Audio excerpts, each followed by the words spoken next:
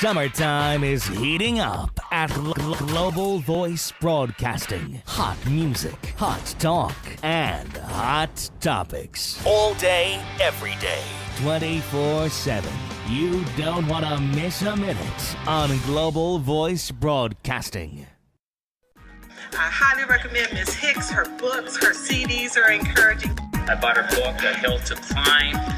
She's a very inspirational speaker. And I look forward to one day being able to work with her. Your power lies within you. Let it loose. Aspiration, inspiration, motivation, edification, determination. These are the keys of life success, brought to you by none other than award-winning author, motivational lecturer, business consultant, and much more as she gets you aimed to your purpose. And now, ladies and gentlemen, young and elder, from Hollywood to the entire world, here is your host of Aim to Purpose, the radio show, Louise Hicks, along with her co-host, yours truly, Kennon Wesley Mason.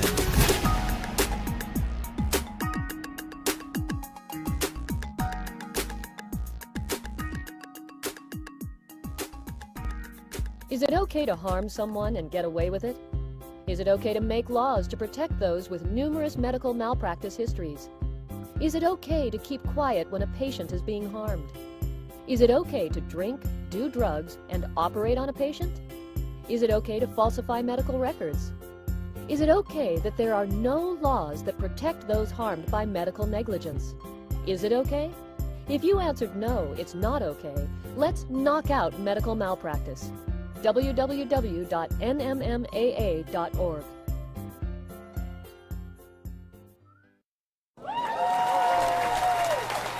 Hello, world. How is everybody today? And welcome to Aim to Purpose, the radio show. And thank you all again for joining us. I am your host, Louise Hicks. And I am your co-host, Kennon Mason. And as always, good morning, good afternoon, and good evening to everyone listening and watching Aim to Purpose, the radio show, as we bring you another live broadcast from around the world, Global Voice Broadcasting.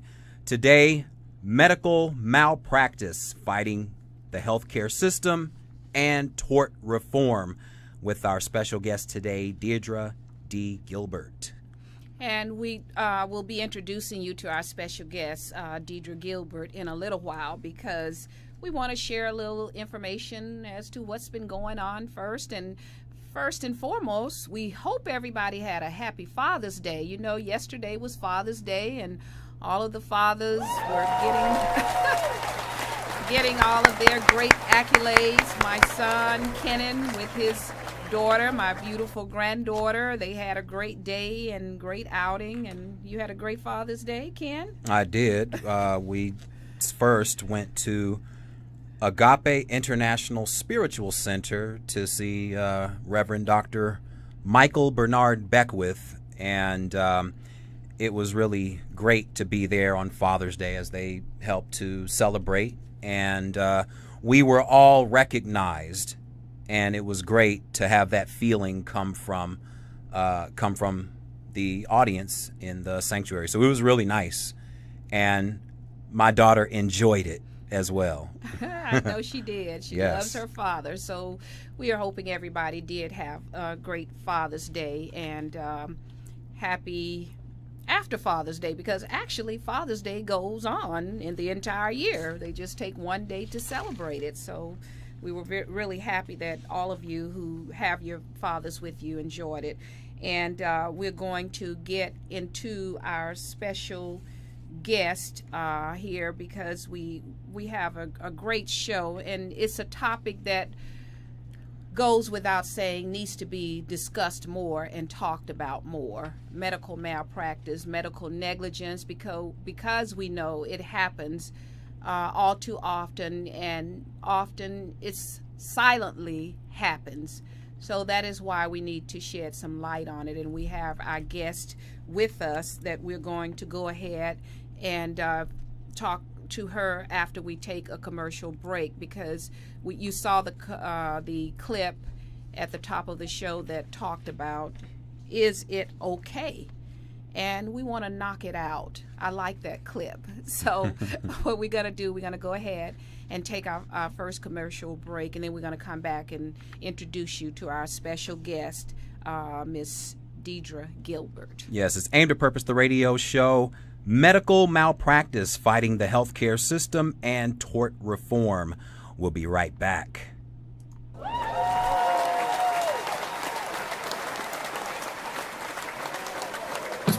Hello, world! On behalf of everyone at Aimed at Purpose, the radio show, we want to thank you, the viewing and listening audience around the world, for tuning in each and every week to experience the best in the internet radio hemisphere, listen to the best in life-altering information, and feel the energy of each guest as they share personal stories and in-depth knowledge on a wide variety of topics intended to capture your interest and keep your attention span at an all-time high.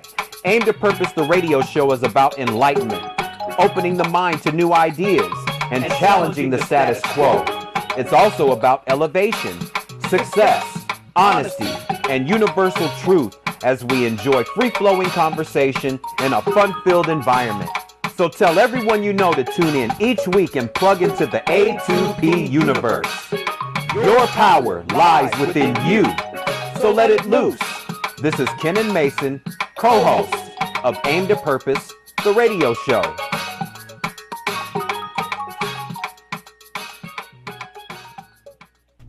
Hello, world, again. And again, I am your host, Louise Hicks of Aimed at Purpose, the radio show, along with my co-host and my son, Kennon Wesley Mason. And we, again, would like to thank you all for joining us across the globe, all over the world. And we're going to go ahead now and introduce our special guest. Yes, Deirdre Gilbert is a phenomenal woman with a phenomenal story. She was born and raised in Houston, Texas, and at an early age, she was exposed to the arts and desired to emulate those who dominated center stage. Her mother was a key influence in her life. As a community activist, she exposed Deirdre to the many facets of living a successful life as a public servant. Combine that with Deirdre's mastery of writing books, plays, and songs, and you have the makings of a 21st century Renaissance woman. In 2007, Deirdre released her first book entitled, Can I Just Have a Little Bit? A Little Bit of What? She is an avid speaker for groups such as book clubs, churches, and professional, civic, and community organizations. She has been featured in Save Magazine along with other powerful women in industry such as Joyce Myers. Deirdre debuted her first stage play, What a Man, What a Man. She is the founder of the Jocelyn Dixon Foundation that supports and promotes scholarships for students who pursue a medical career, as well as supporting children with disabilities.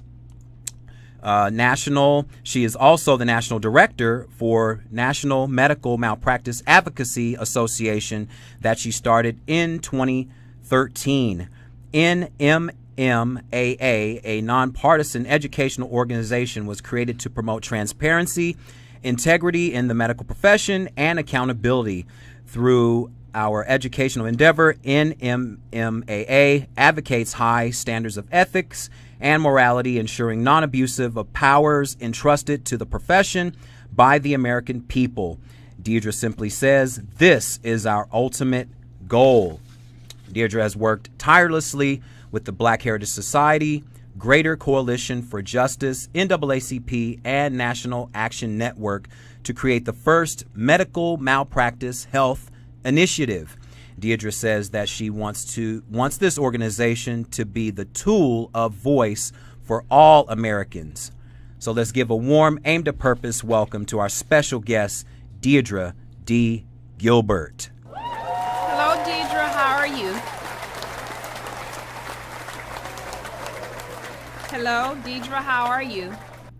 And welcome. I'm fine. How are you? I'm wonderful. And welcome to Aimed at Purpose, the radio show. And we have quite a good conversation here that we want to have with you because of it's so much going on now, and what better time than now, I believe, than to have this conversation that should be ongoing, because we can no longer keep silent about this. And we know the NMMAA,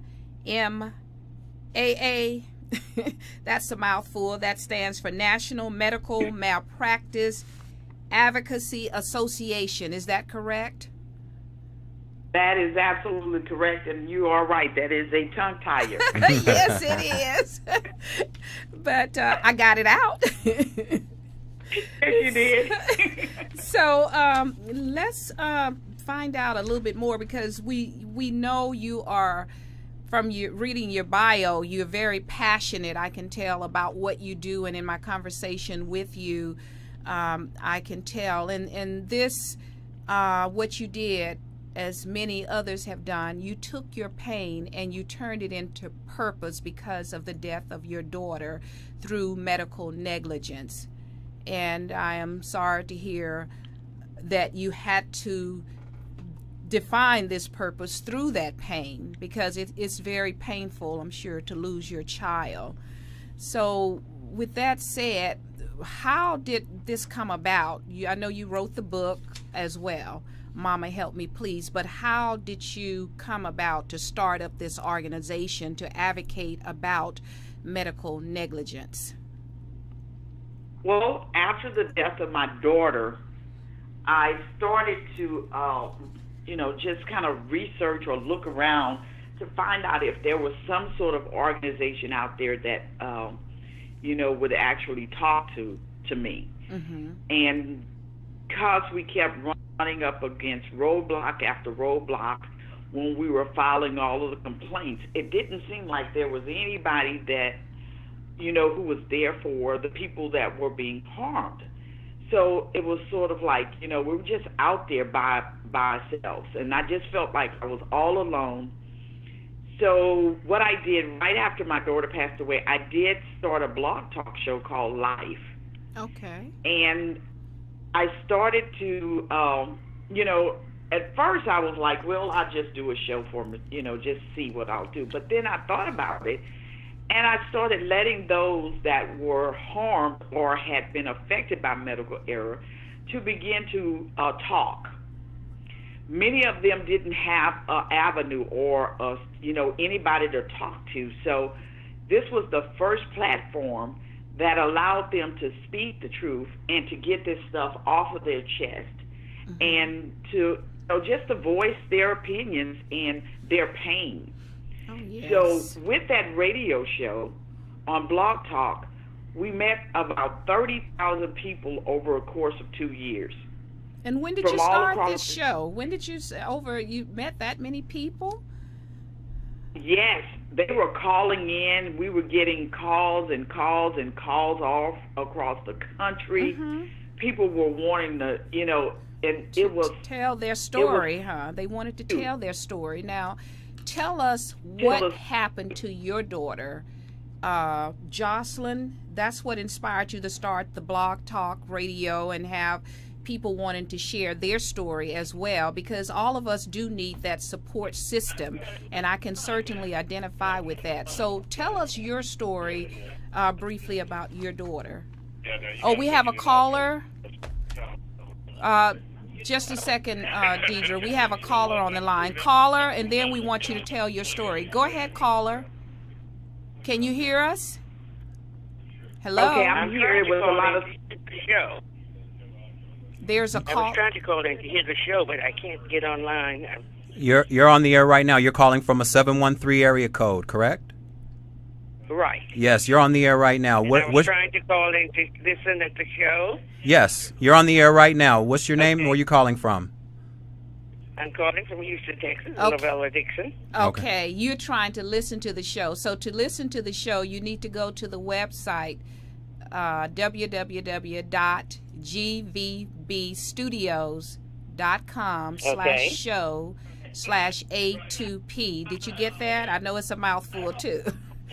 So if you will go online and plug in that email address, that web address, I should say, web page, www.gv,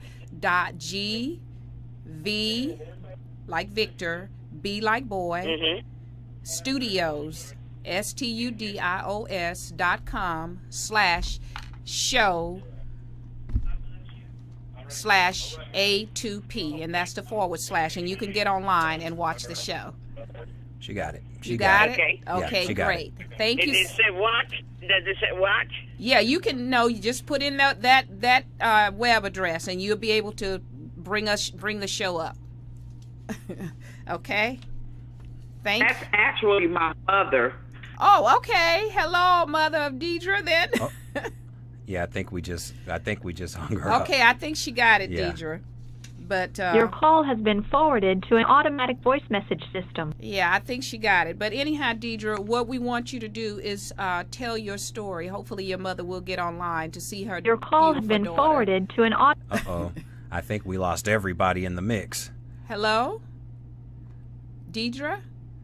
I think we did. Yeah, We we'll seem like get we her lost. back. We'll get you We'll back. get her But in the back. meantime, we are talking about medical malpractice, fighting the healthcare system, and tort reform. And apparently, we lost Deirdre there. Her mom wants to get on, but we'll get her Mama back. wants to listen in to too. her, and I don't blame her, Mama. I want to listen in too and see what's going on out in Texas, because Deirdre is calling from Texas. Are you back on, Deirdre? Hello? Are you back on? Oh, we're having... Now she sounds like she's underwater We're now. having some technical difficulty with your call right now, Deirdre. Can you hear us? Hello, Deirdre?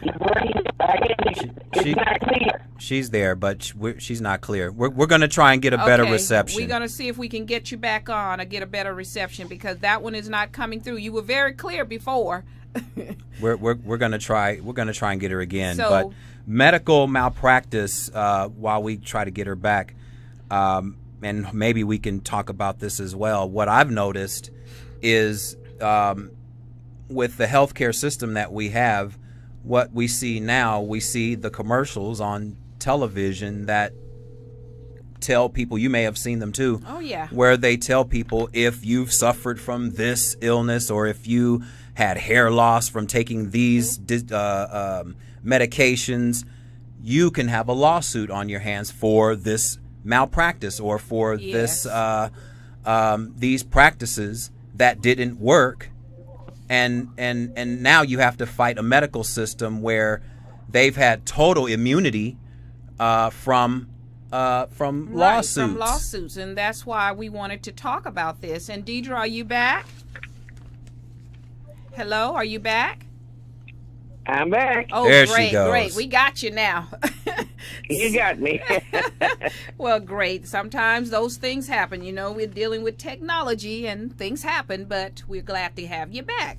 But before we were had to go off the air, we were talking about the your daughter's situation and how you got involved in the advocacy work with medical malpractice, medical negligence, and all the errors that go on, and how people are kept in silence. And you started because of your daughter. So tell us your story, because you said you inspired other people with your Blog Talk Radio to call in with their story. Everybody needs that support system. So tell us your story about your daughter, Okay. Jocelyn, and how she died. Hold up. You're not talking to Deirdre. Deirdre? I'm not Deirdre. I'm Deirdre. You don't have Deirdre on the line at this time. Oh, where's Deirdre? I'm Deirdre's mother, but you called my number. I don't know. You didn't call her number? Well, we thought we did. Apparently, we have a mix-up here. Yeah. I have been trying to get on the line to listen to you. Okay, well, But apparently you don't have Deirdre. can you hang up then, Deirdre's mother, and we're going to get Deirdre on the line, okay? Okay, I'll hang up. But I was trying to listen and I can't get online. So, and somehow you got me The this time. shows are archived, Okay, and I'll if you hang don't up. get a chance, you will get a chance to watch it later. So if you could hang up, and we'll get Okay. Deirdre on the line, okay? We'll do that. Okay, thank you. Bye-bye. Okay, we're going to get Deirdre on the line. But in the As the show continues. In the meantime, we'll continue the conversation about medical negligence and malpractice, and some of the things that are going on and have gone on. And what we're going to do, I think it's just sad that we actually have to have a topic like this. It really is sad. That, we're supposed to have the healthcare system where we spend billions, if not trillions of dollars on a healthcare system where we have all this kind of stuff happening. It tells me that the money that's being allocated is not going to making people medically healthy. Yes, and it is sad. Hello? Yes, is this Deirdre? Yes, we got disconnected. I know, and we got your mother on the line. We had her, and we were talking and thinking we were talking to you, and your voices sound similar. We thought we were talking to you, but we got to speak with your mom. How about that? Hey, great. But we're glad we have you back, Deirdre. And Thank you. Yeah, Great. we're going to continue with this conversation. We were talking and Ken was sharing some information and I was sharing some. But what we really we see how you got into this advocacy work because of what happened with your daughter, and you got other people to start talking about it because you provided them an outlet to speak with your blog talk radio show. So share with us and our viewing and listening audience about how and what happened to your daughter that caused you actually to become an advocate about medical malpractice. Well, my daughter was 22 years old, and she was born actually with a rare, and I'm not going to say a syndrome, but it's called charge. And she had had 125 surgeries and had survived every last one of them. She had defied the odds. She was blind at birth, and she ended up seeing. She couldn't walk, talk, or eat. So all of the doctors that had taken good care of my daughter all through her life, we were just ecstatic about how much progress that my daughter had made and was making. Well, with the CHARGE syndrome, when she was born, one of the acronyms, which is the H in the word charge, had something to do with the heart. And then you have the A, which is an atresia. Many of those children usually have things that do not connect internally or do not develop. In my daughter's case, her esophagus was not connected at birth, and they connected it, they had to tie it together, which was called a TE fistula. Mm-hmm. Well, with that tying, it made it more narrower than yours and mine. So when she would eat, sometimes things would take a little longer to go down. So on Valentine's Day, she had eaten a piece of corn dog, and she was at her school, and she had eaten a piece of corn dog, and it got lodged in the upper esophagus. And if you've ever had heartburn, you know what that feels like. Right. Oh, yes. It's not a choking, but it hurts. Right. It hurt really bad. Oh, yes. So I took her to the doctor, or, I went and picked her up from school, and I'm saying, okay, well, maybe and as I'm driving, I'm contemplating whether or not I would take her to the nearest hospital or to the hospital that I normally take her to. And I ended up taking her to a hospital that we had never gone to before. Within 20 minutes of her entry, my daughter was on a mechanical vent, and she was cold as ice and non-responsive. The doctors came in with said that she had abdominal compartment syndrome. The first doctor disappears. The second doctor comes in. He says she has abdominal compartment syndrome. You can only get it two ways, and it's either from a gunshot wound or from trauma to the stomach, force trauma, and it's usually from a perforation. So my question was, how did she get a perforation? He says, no, I think she has gas. So they do this CAT scan and come back with the CAT scan and tell us that they didn't see anything. Leaves for 4 hours, then comes back and tell us that they have to do emergency surgery, because if they don't, then my daughter's organs are going to shut down and they need to save her, or, they need to go in. Mm-hmm. So, as a family, we agree. And they say there's going to take about 45 minutes that took about 3 to 4 hours. The doctor comes out, and there's a lot of other stuff in between, but the doctor we comes just want out the and brief he said, version of it. And he disappeared. And they roll my daughter back and roll past us, and they take her in the ICU. And when we walk in the ICU, my daughter was laying in pools of blood. Oh my God. Blood was running in out of the eyes, ears, nose, everywhere, all on the floor. And we were like in some kind of horror scene. And we're looking at my daughter, and my mom and I are standing there, and my daughter's legs was kind of hanging from up underneath this little cover that they had put her up under this thing that's supposed to be warm. And she was bleeding from puncture wounds where they had punctured her. And we were trying to figure out where all this blood was coming from. So lo and behold, code blue, 7 hours later, they said she died. And at that time, a medical examiner standing at the door, they came and said that they needed to take her to do an autopsy. They go do an autopsy and come to find out that the doctor left sponges in her stomach. She had sepsis, peritonitis, all of these things. And the hospital had called in a fraudulent cause of death and said that my daughter had choked. Oh, no. And they left sponges in her? Several sponges or what? 6. 6 sponges were left inside and sewn up inside of her? Yeah. Oh. She was totally brain dead, or as they said, there is no such word as brain death, but she had suffered a lack of oxygen, so she actually suffocated because he put too much CO2 in her abdomen. That's what caused the abdominal compartment syndrome. But the hospital had called in a fraudulent cause of death and said she choked. The medical examiner at first was just not going to, well, they said they had done an autopsy, and when I requested it, they said that they had not done one.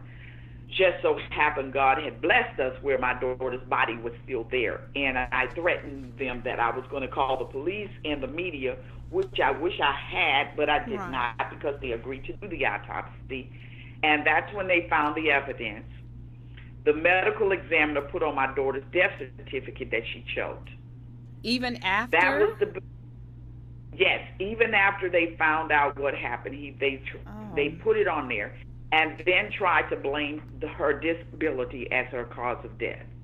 Oh, how sad. That was the... my heart goes out to you and your family. How long ago was this? And your daughter was 22, you said. So how long ago was this? 2011. So it's been, 5 years now? Yes. So she would have 27 years old. Matter of fact, she was one of the oldest who had survived charge, because children born with charge usually do not live past infancy. Most of them don't live past 5, and by the time they are 5, if they live that long, usually have already had between 30 to 40 surgeries. Wow, that is really, I'm almost speechless to see what when hearing that you went through this and you saw your daughter in all of this blood and everything that was coming, you said, out of her eyes, and I mean, ears. a pool of blood, and they left all these sponges in her, and that was medically documented that all of these things happened, and they still put the cause of death as choking? Well, they tried, they couldn't cover it up, but they put it in the medical records. They falsified some records, and one of the things that they did was put in there that my daughter had never seen a gastroenterologist in years. And they didn't know that I knew how to read medical records. So, that was a plus for me.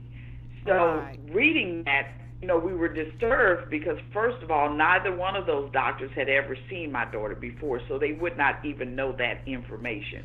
And nor did I tell them that. Right. So they created the shadow of a doubt within her medical records before we got them. I see. So you never had an opportunity to file any type of negligence against these doctors because you weren't allowed to do that because of how they distorted records, you're saying, and falsified information and so forth, in which we know that does happen. Yes, and they did do that. They distorted the medical records, and you know, in medical malpractice, you have to prove beyond a shadow of a doubt. You also have to prove that the doctor or whoever or the practitioners purposely did it. Now, how are you going to prove that? I don't know. Right. But those are the hurdles that you have to jump over. So the first thing is, if they create this fraudulent record, or we're not going to say fraudulent, but they put in there as if they were trying to save her when they were not. They were actually just covering up for what the first doctor had done. Right, I understand. And that yes. is amazing. So that's why I see now why you became an advocate. That's your baby and all the things you've gone through. Now this tort reform, that's what your advocacy group has a lot to advocate about, is this tort reform, because of how the laws are seemingly designed in favor of the medical practice as opposed to the patients that are sometimes harmed by doctors, and sometimes those harms are covered up. And that's what started with the National Medical Malpractice Advocacy Association to get tort reform. Now, what exactly is the tort reform that your organization is going after to stop or to knock it out, as the video showed at the beginning of the show? Well, the first thing is basically it was transparency. One of the things about this is a hidden secret. It's a well-hidden secret that nobody knows about until it actually hit you. Mm-hmm. Word tort reform did not mean a thing to me, period. It didn't mean anything to me when, before my daughter had this incident. So I did not know what that word meant until after we tried to seek legal help. I see. And that word kept popping up, tort reform, tort reform.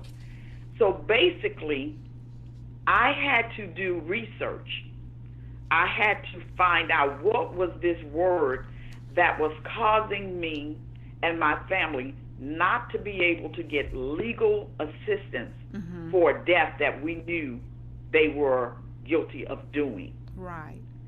So tort reform was basically some laws that were set in place long before we even voted for it. In Texas, we voted for it back in 2003. However, the medical community is very huge. So what they did was they did this campaign.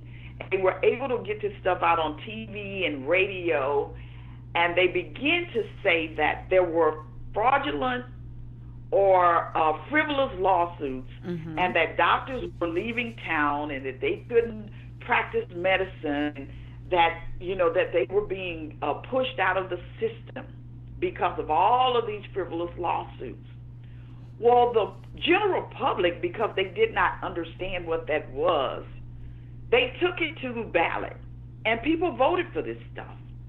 Not understanding. And Deirdre, you said a mouthful there, because that's what happens often. These laws, you have to remember, are written by attorneys. Yep. They are written in legal terminology. They call it legal jargon. And legal jargon, as they do call it. And that's one of the issues that we face when voters do go to the poll. You don't really understand what you're voting for. And they put these commercials on television. They have them everywhere, placed everywhere. And when people don't understand, you can vote yourself into a mess and hurt yourself, as opposed to hurting the people that are truly hurting you. You can vote yourself into illness, death, and everything. And I hear what you're saying, because in this country, America, tort reform. I did a little research too, and there are many laws, not just malpractice, that we do need reform on because of how they are by design. The same with the 3 strikes law here in California,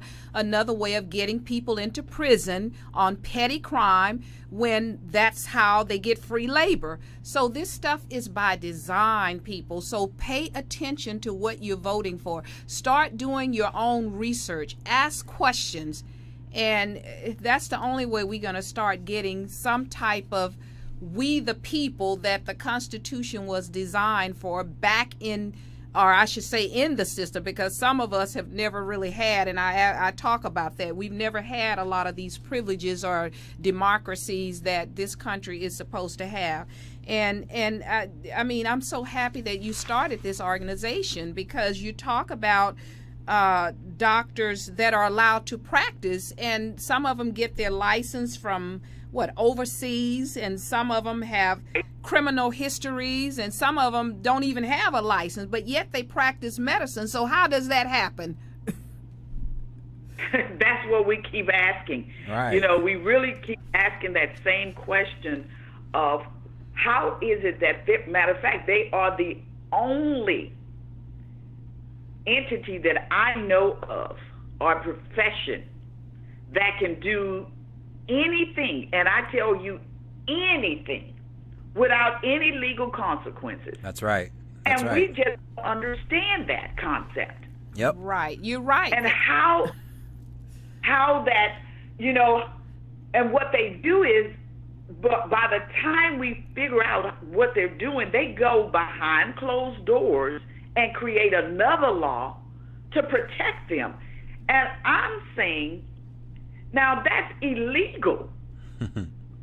But who's doing anything? Right. Absolutely No one's contesting what the laws are. The people aren't doing it. They're allowing the legislatures to actually put in place whatever laws that they want, because the average Joe or Josephine, they're not going to read what the laws are. They're just going to go along with whatever is put in place. And if something happens to happen to their children or to themselves, there is no recourse whatsoever. None. No. And you're right. And what gets me, I don't know if you've ever heard of ALEC, and it's the American Legislative Exchange Council. This is this secret.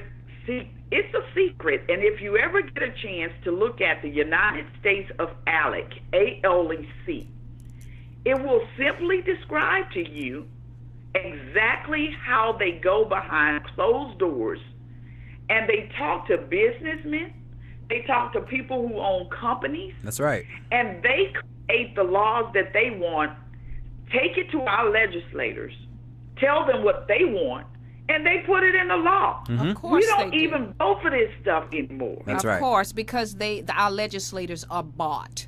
Bottom line is they're bought. And ALEC is an acronym for what? American Legislative, say that again. Council. The American Legislative Exchange Council. The American Legislative Exchange Council.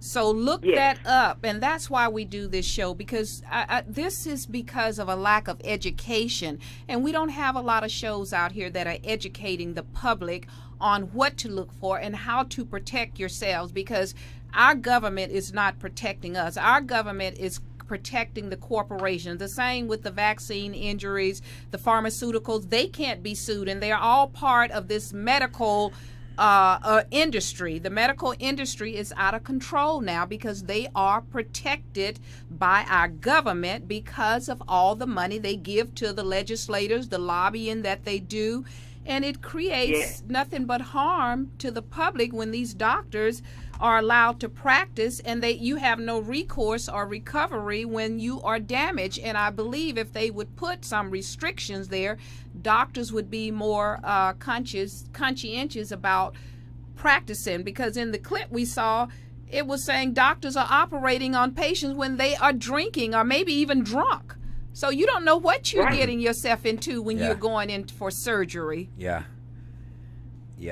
I mean, it is out of control. It absolutely is it's mind-boggling because so many people don't understand the logistics of what is going on within our medical community. And the people who are doing it understand it. You know, they understand it very well. But we don't understand it. And we don't want to know the truth. That's and right. I'm going to just say that. That's right. You know, some people just don't want to understand the truth. They don't want to hear that. You're right. And it's scary that people don't want to know. You know, they'd rather not know that their doctor has been on crack cocaine. That's right. You know, or she has killed 15 or 20 people. And I'm saying, so it's okay? Or committing fraud, like the doctor that was giving chemotherapy to patients and racking up over $40 million before he was, I guess, whistle-blew on him by somebody that worked with him, because I guess they got tired of seeing him lie to these patients that didn't have cancer and killing patients with chemotherapy that didn't have cancer, who's, I guess he's still in prison, should be.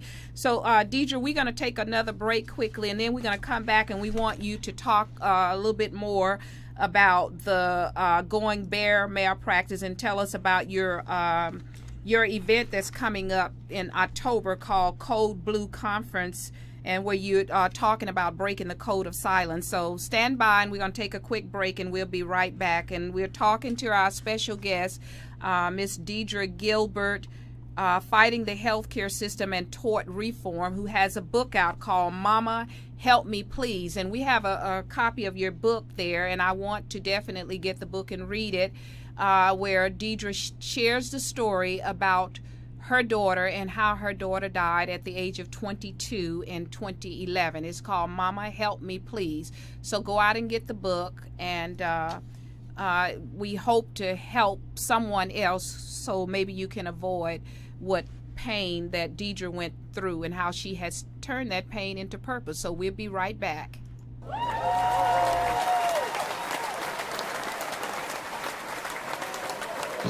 This edition of Aim to Purpose, the radio show, is brought to you by L. Hicks Consulting Services. When you want the best in business coaching, life coaching, or perhaps your organization, business, or company is in need of a dynamic speaker for an upcoming workshop or seminar, contact Louise Hicks for L. Hicks Consulting Services at 1-562-310-1495. From anywhere around the world, that's 1-562-310-1495. For more information about Louise Hicks and her consulting services, visit her website at www.louisehicks.biz. Again, that's www.louisehicks.biz. Or call 1-562-310-1495. L. Hicks Consulting Services, where professionalism is top priority.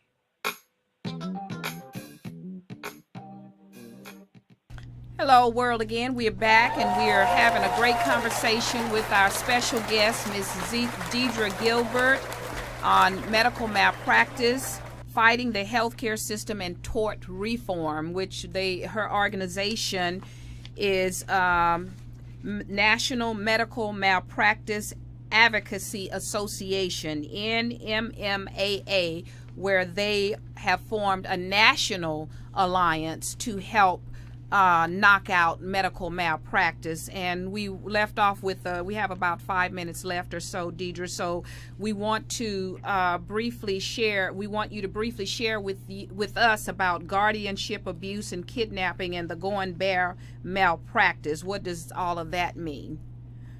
Okay, well, the guardianship abuse, right now you have where they are taking people's family members from them once they get in these nursing homes. They're taking their properties, having a judge find someone else to be guardians over their family members, and they are selling their houses. They're stealing their money. Family members can't see them anymore, and that is something that has gotten out of hand. So that is what that guardianship abuse is. They're lurking on our elderly people in these nursing homes who don't have families. Right. You can go into a hospital, and if they find that you don't have family, they deem you, some doctor that you've never met, deem you incapacitated. They put you and drug you, you wake up in a facility, and nobody knows that you're there. That is sad, but I know you're right. It's a lot of that going on, the abuse of just anybody, not just the elderly. Like, I have a disabled son briefly, and I talk about that, and I just got conservatorship, and the same thing was happening with my son who had cancer at 14, and he's 35 now, and I just got conservatorship after fighting the system for 21 years. So I know what you're talking about, and they do it all the time, and it's sad. And what is going bare malpractice? Going bare is where physicians are now turning over their land, home, savings, whatever they think that they have, hiding their assets so that they cannot get sued, giving them to their wives, their children, whatever. So if they don't have assets, then that means that you have nothing to go after them for. That's right. Many of them have dropped their medical malpractice insurance because insurance companies no longer want to insure them, or their insurance policy is just too high. They can't afford it. Mm-hmm. So they're pooling their monies within organizations such as like the American Medical Association. Right. They're giving them thousands and thousands of dollars to help them to go through, do whatever they want to do. And so that's what that means. They're going bare to keep from being sued. And we're sitting out here where they're continually hurting and harming people. Oh, wow. And they, again, no consequences. Oh, you're right. You're right. And I've dealt with that with years ago with my mother in Louisiana, the American Medical Association. I was appalled at a letter I got from them about how a doctor had treated my mother, being uneducated through the standards of America, which we have a very low educational system here anyhow. And the American, they pool this money, you're saying, into nonprofit organizations, in which we know many of these nonprofits out here are really not what they say they are. And we need more nonprofits like the ones you have, instead of ones that aren't doing what they're saying. Because I saw something not long ago where they listed all the money that some of these nonprofit organizations are getting, and what have they done with it? Because many of them have been in existence for 50, 100 years, and they have multi-millions of dollars, but what are they doing? They're not curing anything. We have more cancer now, and people are on drugs more now than at any time in history. AMA, American Cancer Society, the American Heart Association, all of your mainstream non-profit organizations, they're making billions of dollars every year. But the very illness that they claim they're trying to eradicate keeps growing in numbers. Right. So what is the research going for? I had a research briefly to call me, and then we'll let you share about your conference before we close out and give us a final thought. But I had some kind of cancer research. I don't remember whether it was the American Cancer Society or who, but they called me and asked for a donation. I started asking questions about what are you doing and what are you researching, and they hung up on me. So what does that tell you about some of these organizations out here that's getting your money? They don't want you to ask questions. They just want you to give money. Mm-hmm. And if I can't ask a question and get a decent answer about your organization, I'm not going to give you my money. And that's where we have to wake up. So, Deirdre, tell us about your conference that's coming up. And we have about 3 minutes or so, and we need to close out. But tell us about your Code Blue conference that's coming up in October, I believe it is. Yes, the conference is Code Blue Conference, Breaking the Code of Silence. We have several great guests that will be there. Joanne Dorishaw, she's with the Center of Justice and Democracy. She did a lot of, she's a director of a lot of movies. We have Dr. Byrne, who was instrumental with the Jaheem McMath case in Florida with the little girl with the tonsillectomy. We have some attorneys, and people are, it's going to be great. It's a conference where we're trying to get the answers to those things that we don't have the answers to. Mm-hmm. So we have people from the medical board that will be a guest, Mari Robinson, and though nobody really cares about her in a sense, it's very important that we have her there because she can tell you why they are letting these doctors practice medicine with drug habits, or why they still practicing medicine with no license. We need those answers. Yes, so we want do. those people. So it's October the 17th through the 19th at Hotel Galvez Resort and Spa in Galveston, Texas. Mm-hmm. And so it's open to the public. We're going to have an auction there. So people can come from anywhere, and we want you there because we need people to be there to voice their opinions and to let the world know that, hey, we are going to make a stand, and we're going to stand up and make our voice heard. I also want to let you know that we are the first time in history have received a presidential proclamation from President Obama recognizing medical malpractice for the first time in history. We received from the governor of Missouri a proclamation, and we're receiving some from different states. So we are making some waves, and they do understand that this stuff is happening. We also are starting our first PSA campaign. Mm-hmm. So we need athletes and celebrities and anybody that you think you know who would be willing to help us to get this information out in a PSA. Mm-hmm. So you can go to our website, www.nmmaa.org. Great. NMMAA.org.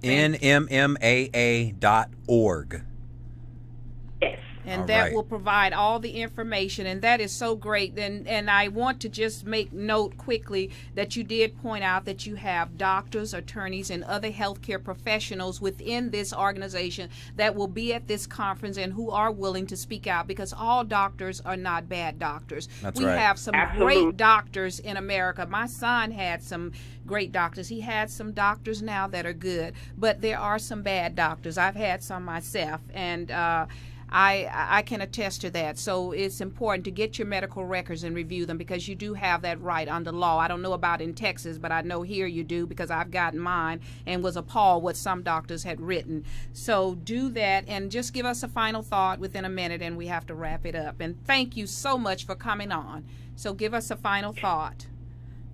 So the final thought is basically just, we are an organization, the place where life is important. It is important, and we want the world to know that this organization is fighting for you. We want to tirelessly fight for your life, your right to live.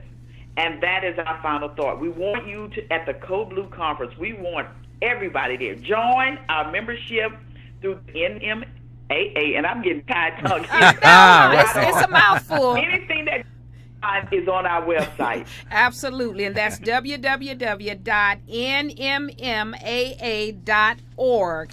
And that organization is the National Medical Malpractice Advocacy Association, and all of the information is there. And with that said, get her book, Momma Help Me Please, which tells the story of how her daughter Jocelyn died, and in 2011 through medical malpractice. And thank you again, Deirdre, for coming on the show. And we want to have you back eventually. And with that being said, as we always close with, your power lies within you, so let it loose. Until next week.